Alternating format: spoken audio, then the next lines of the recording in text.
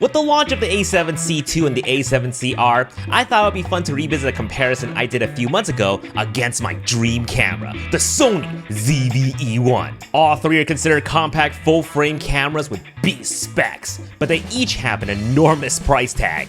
So which one would be right for you? Initial verdict. If you're more interested in photography with some video work, either of the new a7C cameras are going to be fantastic. The a7C Mark II has a 33 megapixel sensor and the a7CR has a 61 megapixel sensor, whereas the ZV-E1 only has 12. More megapixel means more flexibility. You have more wiggle room if you frequently crop your photos, and you have more pixels to sample off of when you do heavy photo editing or photoshopping. Both a7C cameras have mechanical and electronic shutter, whereas the E1 has just electronic. So if you photograph somewhere with lots of LED lights, like concerts, you'll run into issues with banding in your images when you shoot with electronic shutter. You won't have that issue with mechanical. However, both cameras have some kind of crop when filming in 4K 60p, and some folks are not going to be too happy about that. But if you're not even going to bother with 4K 60p, then the a7C cameras are going to be the ultimate hybrid camera for you. On the other spectrum, if you're more interested in video with minimal to no photo work at all, then the ZV-E1 is the way to go. The ZV-E1 can shoot 4K 60p with no crop, and it's the only camera out of the three that can shoot in 4K 120p and 1080p 240 frames per second. For the ultimate slow motion experience on a compact full frame camera, this is the one to get, and it has the least amount of rolling shutter. Despite being a 12 megapixel sensor, low light performance is actually way better on the ZV-E1 because the size of the pixels are larger, therefore we'll see less noise and grain in our photos and videos. Now, it's hard to deny that the new a7Cs are overall better hybrid options for others. However, I still think the ZV-E1 is worth checking out, as it does have some deal-breaker features that you might value more. So let's start breaking down all the similarities and minute differences to help you make your decision. Ease of use. Now, this is a category that the ZV-E1 has won before, but now it only has a slight edge. All three of these cameras now support the new My Image Style shooting function, where, when you're in auto mode, allows you to control the focus, the brightness, and the colors using the on-screen sliders, much like shooting photos and videos on a smartphone. You can achieve the look that you want without needing to know all the technical jargons, which I think is really nice if you're a beginner or someone who's super casual. But there are two areas that the ZV-E1 has a slight edge in for beginners who want to shoot videos. First is the dedicated background defocus and product showcase buttons. Think of these as exclusive shortcuts. Background defocus, you can easily blur the background or make it clear with a simple push of a button. And product showcase turns off face and eye autofocus when you want to do product show and tell. Just to be clear though, the a7C cameras are not lacking these features, they just don't have a dedicated shortcut for them. Secondly is the Cinevlog mode, which is exclusive to the ZV series. This mode gives you cinematic results quicker by adding black bars over your footage and switching you to the 24p movie frame rate. We're not going to get into what makes a video cinematic, but just know that there are dedicated color profiles in Cinevlog mode that's going to give you more of a movie color grade, and this is a fun feature to try out if you're super casual.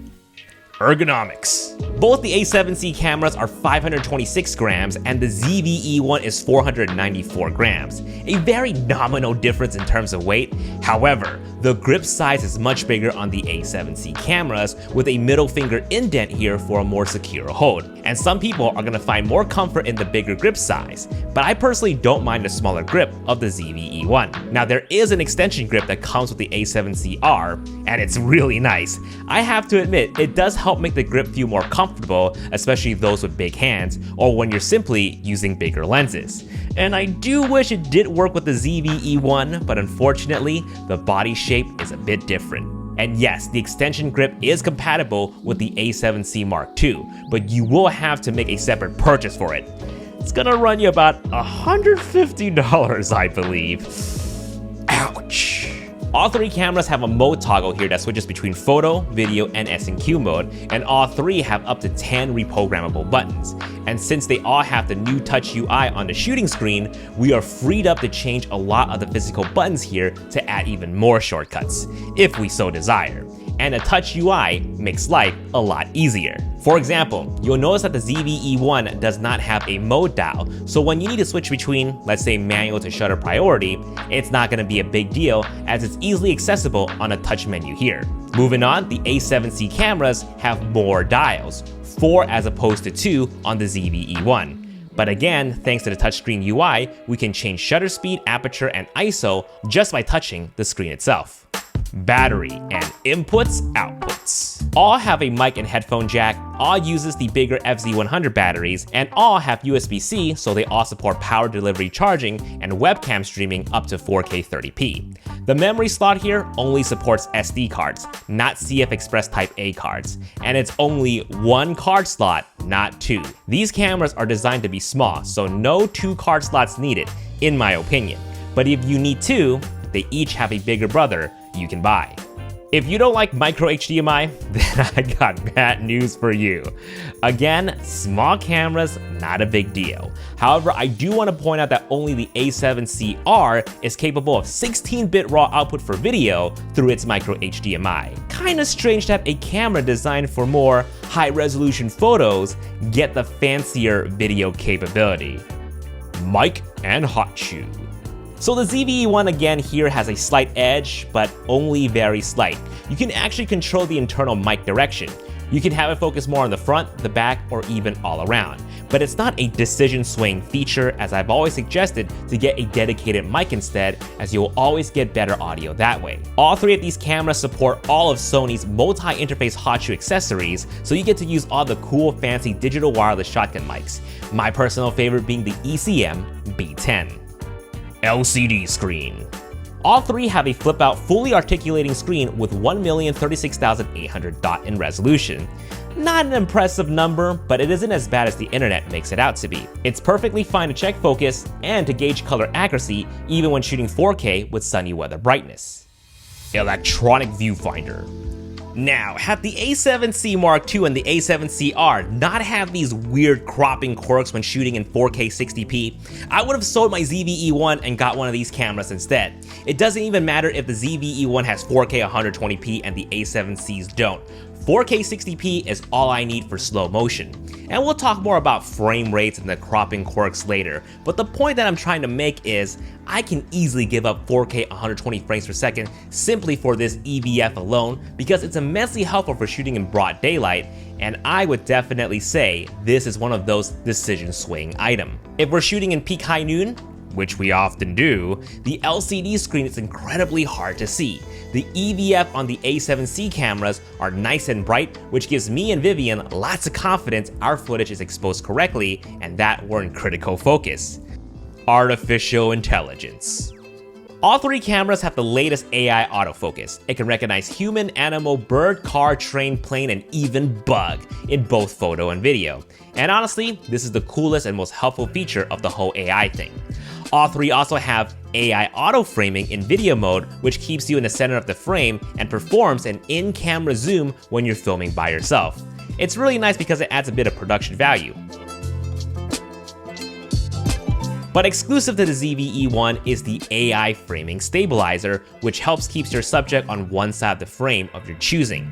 For the best result, you will want to use a wide-angle lens, as the AI Framing Stabiizer does crop in significantly. I would say this feature is more helpful in a pinch, but it is not a decision-swaying feature. Photography. Now I just want to say, 12 megapixel ain't bad. The ZV-E1 in natural settings can still take some great photos. You just want to avoid heavy cropping. But we're not going to ignore the advantage of having more megapixels. You have more room to crop and more pixels to sample off of. And one advantage that I enjoy about some of these Sony cameras is the ability to shoot in APS-C Super 35 mode. It crops into your sensor, effectively giving you a 1.5 times more reach. Of course, at the cost of more than half your megapixels. So in Super 35 APS-C mode, the ZV-E1 is going to get you 5 megapixels, the a7C Mark II is going to get you 14 megapixels, which is not bad at all, but the a7CR is going to get you 26 megapixels. By far, I'd say the a7CR is the best option if you want to be able to use both APS-C and full-frame lenses for photography. And I often do this myself, as APS-C lenses tend to be smaller and lighter, and much cheaper. And I would get more reach when I use longer telephoto lenses, regardless if they're APS-C or full frame, just because of the nature of shooting in APS-C Super 35 mode. And exclusive to the recent R series cameras, the a7CR also has pixel shift multi-shooting, which creates an even higher resolution in your photo by doing up to 16 image composite, which is really nice if you're photographing something with lots of tiny details. Mechanical versus electronic. Now, we already mentioned in the beginning of the video how depending on certain LED lighting conditions, you might see banding in your photos with an electronic-only shutter, which the ZV-E1 has. But this also affects flash photography.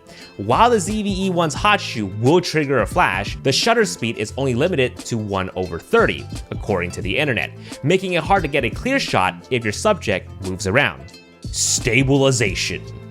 Now, we're only talking about stabilization in photography here, but the 7-step in-body image stabilization on the a7C cameras is awesome. Probably one of my favorite features about these cameras because you can literally go down to 1 to 2 seconds of a shutter speed and still get sharp and stable results. Really helpful in low light situations where you're trying to gather in as much light as possible without the need of using a tripod. By the way, doesn't matter which of these full frame cameras you're planning to get, you still need lenses. So why not save a bit of money by shopping for some secondhand glass? KH Camera is a reputable site to purchase pre-owned gear from. At the time of recording, they got the popular Tamron and Sigma mid-range zoom lenses for Sony, and they even got everyone's favorite prime, the Zeiss 55mm f1.8, all of which I gave high praises for in the past. But there are many other pre-owned offerings as well on their website. Everything that comes their way gets thoroughly inspected and all backed by their 180-day warranty should something go wrong, or 21 days to return if you end up not liking it. And they also offer additional product protection in partnership with Extend. To learn more, check out my link down below to get 5% off your next purchase or 5% more when you sell. Thanks for listening, and thank you KH Camera for sponsoring this helpful guide. Now let's tackle the video differences in these cameras. Video. We'll talk resolution first. Both the a7C cameras can shoot oversample 4K. What does that mean? Well, it's best to describe with an example. Take a look here. The sensor inside of the a7C II is technically shooting 7K, but it's jammed up in a 4K box. So the footage ends up looking sharper and crispier compared to the ZV-E1, where its sensor is just shooting 4K.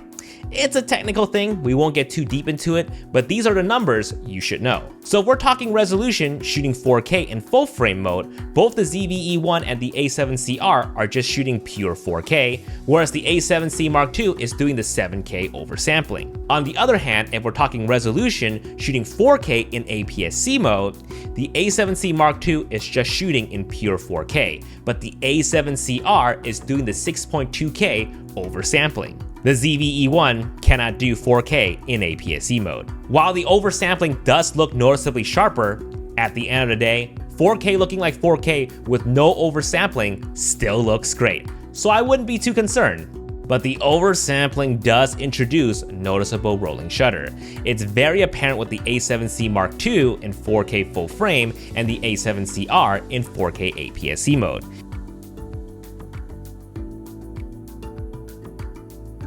The ZV-E1 has very minimal rolling shutter in comparison.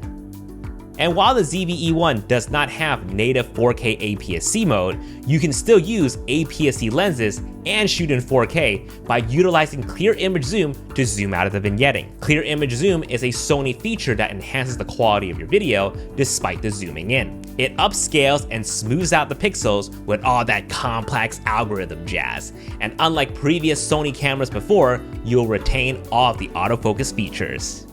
Alright, so let's talk about the odd 4K 60p quirk. I already have a whole rant in my a7C Mark II and a7CR review, so I'll just keep this short. With the ZV-E1, you can do 4K 60p in full frame with no crop. With the a7CR, you can only do 4K 60p in full frame, but with a 1.2 times crop. With the a7C Mark II, you can only do 4K 60p in APS-C Super 35 mode. It does not exist in full frame mode. While I was told it's a technical limitation that the a7C II cannot shoot 4K 60p in full frame, it's still weird to me that it's a full frame camera, yet we cannot film 4K 60p in full frame. With all of these weird crops is why I'm glad and I'm keeping my ZV-E1. I held off on getting my second copy of the camera because I was hoping the a7C II or the a7CR would have equal 4K 60p capabilities. If they had that with their included electronic viewfinder, it would have replaced my ZV-E1 as my dream camera easily. But alas. Moving on. All three cameras have the illustrious S-Cinetone, and all three cameras are capable of shooting 10-bit 422, so you can really push your color rate in post if you really want to. And they all have the easier S-Log3 workflow in which you can import your own LUTs and preview what your footage will look like as you shoot in camera. Really happy about this. Low light performance. No questions asked, the ZV-E1 is a low light beast. And it's even better when the ZV-E1 is shooting in S-Log3, as it will have the best dynamic range when it comes to low light performance with its unofficial dual base ISO of 640 and 12,800, whereas the a7C cameras have it at 800 and 3200. Stabilization again. Coming back to stabilization for a bit, the ZV-E1 has dynamic active stabilization as an extra stabilization mode. Personally, I'm not a fan of it, helpful in a pinch, but otherwise, it's cropping heavily into your footage in exchange for more stability, and is only decent if you're using an ultra-wide angle lens. Best to stick with a gimbal. Long form recording and overheating. I'll start off by saying overheating can happen. Depends where you are and what format you're filming in. If you live in a more humid climate, then get an FX camera with a built-in fan. If you're filming hour-long 4K 60p content, get an FX camera with a built-in fan. Otherwise, I have used all three of these cameras shooting all day long in 75 to 90 degree Fahrenheit weather, doing a mixture of photo and intermittent 4K 60p videos, and never had issues with overheating. With that said, let's go ahead and take a look at long-form recording. Starting off with 4K 24p 10-bit 422 SI, all three cameras maxed out my 128GB SD card, completing an hour and 8 minutes of 4K recording. With 4K 60p 10-bit 422 SI, all three maxed out the card at 27 minutes. Going over to the HS codec, both the a7C cameras got well past over 2 hours before the batteries died with no heat issues, while the ZV-E1 only got up to an hour and 50 before it had to shut down to cool off. The heat warning came on around 1 hour and 22 minutes in. And finally, 4K 60p HS. Both the a7C cameras maxed out at 1 hour and 16 minutes, while the ZV-E1 only got close to 26 minutes, with the heat warning showing up around 22.5 minutes. Price and mix and match. Both the ZV-E1 and the a7C Mark II share the same price, but the a7CR is gonna run you $3,000. Despite the odd 4K 60p cropping quirks, the a7C cameras are ultimately the better hybrid option overall. If budget is not an issue, get the a7CR. Higher megapixel and less of a cropping penalty in terms of 4K 60p. If not, the a7C Mark II is not a bad compromise. On the other hand, the ZV-E1 is going to crush the a7C cameras with its 4K 60p, no crop, 4K 120 frames per second, minimal rolling shutter, and its insane low light capabilities. But instead of picking one or the other, because these full frame cameras are incredibly small and light, hey, you might have room to bring two.